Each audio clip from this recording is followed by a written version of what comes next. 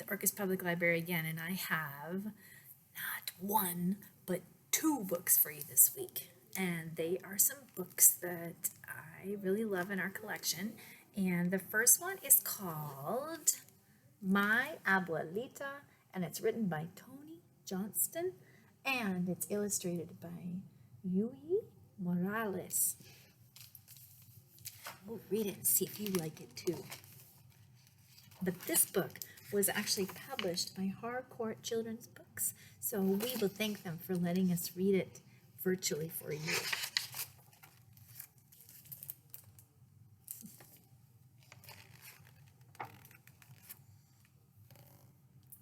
I live with my grandma, and she lives with me, and I call her Abuelita. She is old as the hill, she says, maybe older. Her hair is the color of salt, and her face is as crinkled as a dry chile. But that doesn't matter. She is my abuelita, and I love her, and she loves me. My abuelita also loves her work. Dry chiles. And every day she wakes up with the sun, and she stretches this way with her cat named Frida Kahlo, and with me limbering up for work. She does knee bends and breathes deep, oh deep, like a big salty whale out of the sea. I do the same. Frida Kahlo is already limber, so she tilts her head this way and that, watching Abuelita and me.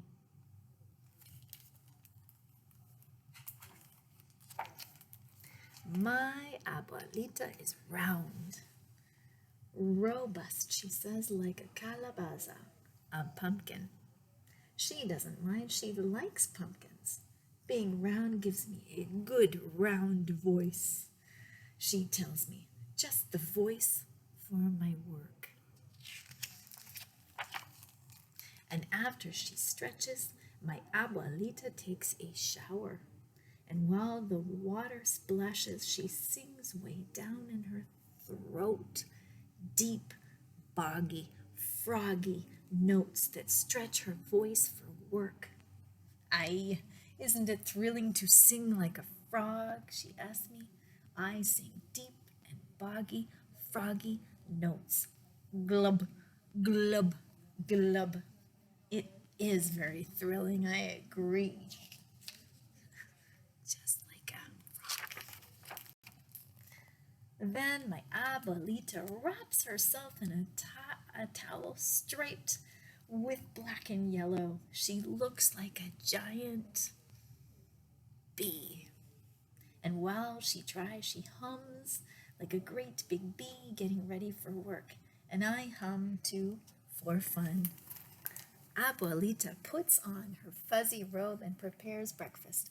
Fresh orange juice, queso, cheese, warm tortillas she has made by hand, and huevos estrellados, starry eggs, that is, fried. And while she cooks, she yodels about bedroom slippers. Pantuflas, pantuflas, pantuflas. Yodeling loosens my voice, she explains for worth. I know that already. Her abuelita says it every day, but I like to hear it anyway.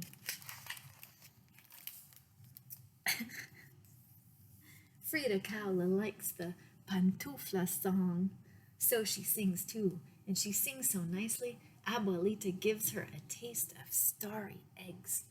Then I yodel, pantuflas, pantuflas, pantuflas. I yodel so nicely, my abuelita gives me eggs, and I give some to Frida Kahlo. We yodel and yodel, oodles of yodels. Frida gets oodles of starry eggs. There they are, getting their eggs. Abuelita is almost ready for work. Just one last thing, she tells me. What? I ask, even though I already know. Now she whispers, comes my booming. I plug my ears just in time. And then my abuelita booms out words loud and clear. She always says the words should be as round as dimes and as wild as blossoms blooming.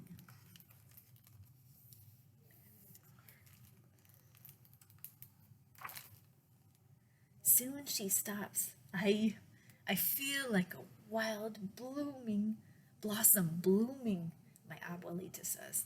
I must be ready for work. You're not ready, I say. What's missing, she asks, looking at herself carefully. Your clothes, I laugh. She still in her fuzzy robe. I almost forgot. My abuelita always says that. She puts on a flowery gown and bright red shoes and a scarf like a cloud that floats down to the ground. Am I ready? You're not ready. What's missing? My abuelita asks Frida Kahlo. Frida Kahlo meows because she doesn't know. She just knows that she likes eggs that look like stars. Your things, I say. Abuelita's hands fly to her face. What would I do without you? She always says that too. We stuff her karka, kacha, her jalopy with all the things she needs for work. A temple with many stairs, rustling stalks of maize, a magnificent plumed snake, a king and queen as brown as beans, a kalaka skeleton, one sun, one moon, one feathered crown. Am I ready now? Sí, then vámonos, let's go. Besitos. My abuelita blows kisses to Frida Kahlo. So do I. While she curls up in the sun, we drive to work, and as we roll along, abuelita's cloud scarf billows behind. At last we arrive at a big brick building. My abuelita swoops in, and so do I. We love to swoop. Abuelita arranges her things. I help. She arranges herself. I help. Last of all, I crown her with a sweep of stars. Am I ready? My abuelita asks me. You're ready. An audience crowds close. Like many worms, it swarms around because it's an audience of girls and boys. My abuelita raises a hand and everyone sort of settles down. Then, with words as wild as blossoms blooming, as round as dimes, she begins. Once upon a time. When I am old and pumpkin-shaped, and my hair is the color of salt, and my face is crinkled like a dry chile, I know that is what I want to be. A storyteller like my abuelita. Yes, there we are. I hope you liked that one. That was a good one. And as I promised, I have another story for you, and it's actually written and illustrated by the person who did My Abuelita, and it's also a really good one I like too.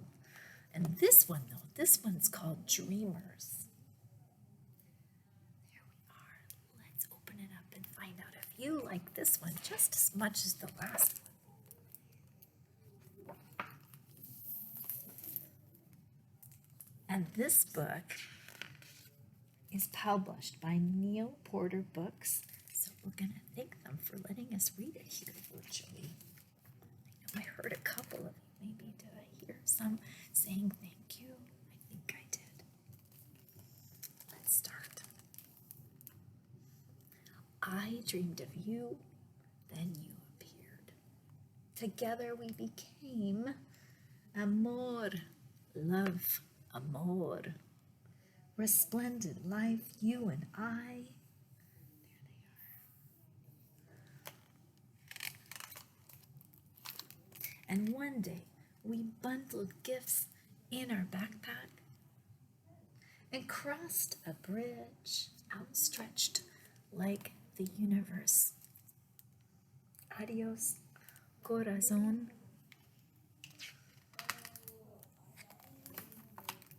And when we made it to the other side, thirsty in awe, unable to go back, we became immigrants. Migrantes, you and I. The sky and the land welcome us in words unlike those of our ancestors.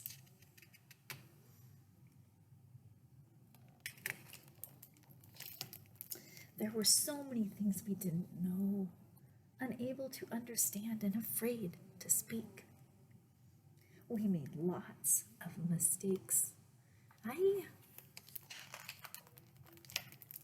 You and I became caminantes. Thousands and thousands of steps we took around this land until the day we found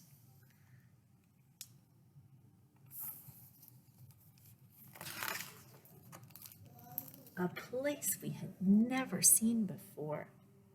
Suspicious, improbable, unbelievable, surprising.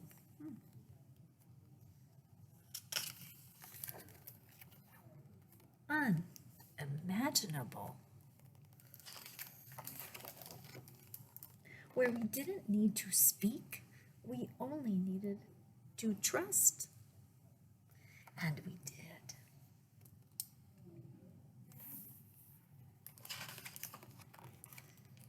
Books became our language. Books became our home. Books became our lives. We learned to read, to speak, and to write, and to make our voices heard.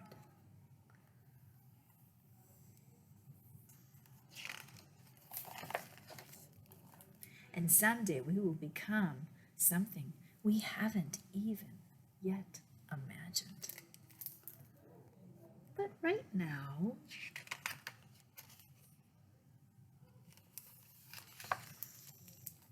we are stories.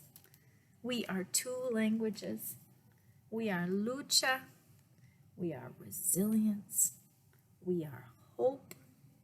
We are dreamers, sonadores of the world. We are amor, love, love.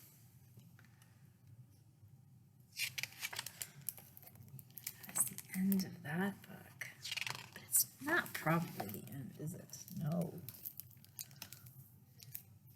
They made their own stories. And so, I hope you like those stories. I thought they were very good. And I hope you get a chance to maybe see your Abuelita this weekend. And if you don't, that's okay. Maybe you can connect in another way. Or maybe you could write stories or come to the library even and see if there's some books that are there. Or write your own story this weekend. Who knows? We'll be at the farmer's market for the last week on Saturday at 11 if you want to join us for story time. Otherwise, we'll see you at the library, or we'll see you next week. So, bye-bye.